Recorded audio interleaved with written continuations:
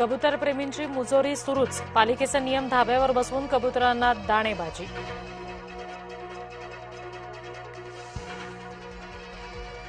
गोत्यात येताच एमआयएमचे बापलेक बेपत्ता.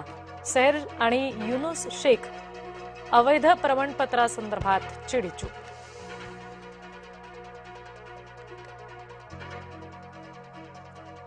कल्पना खरातच्या अटकपूर्व जामीन अर्जावरील सुनावणी लांबणीवर. पुढची सुनावणी 22 एप्रिलला होणार. मूळ फिर्यादीच्या वकिलांनी न्यायालयाकडे मागितला वेळ.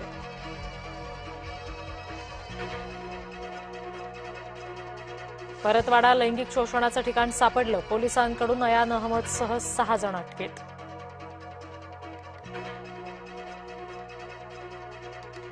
दोन कॉर्पोरेट जिहादी पुन्हा पोलीस कोठडीत.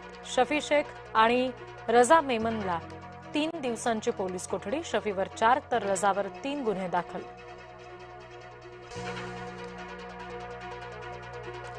कॉर्पोरेट जिहाद विरोधात हिंदूंचा संताप. नाशिकमध्ये निघाला सकल हिंदूंचा मोर्चा.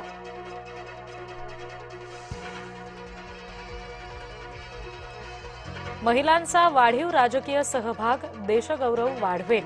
पंतप्रधान मोदी यांचं लोकसभेत निवेदन.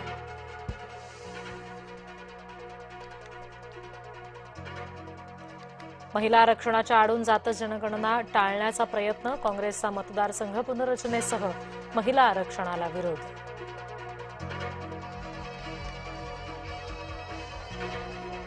आम्ही जात गणना सुद्धा करणार. केंद्रीय गृहमंत्री अमित शहा यांचं लोकसभेत आश्वासन.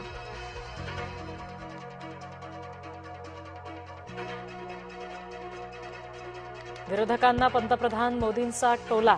समर्थन करा, तुमचे जाहीर आभार मानेन. मोदींचं वक्तव्य. लोकसभेत आदित्य ठाकरेंबाबत गंभीर आरोप. महिला आरक्षणाच्या दरम्यान अरविंद सावंत आणि निशिकांत दुबे भिडले.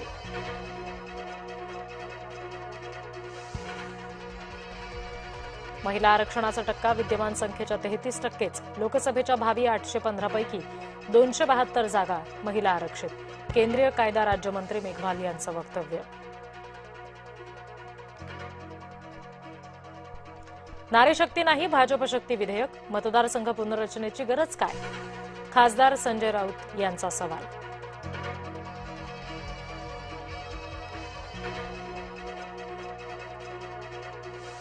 विशेष तपास पथकाद्वारे नाशिक कॉर्पोरेट जिहादचा तपास. केंद्रीय तपास यंत्रणांकडून सुद्धा कॉर्पोरेट जिहादची गंभीर दखल.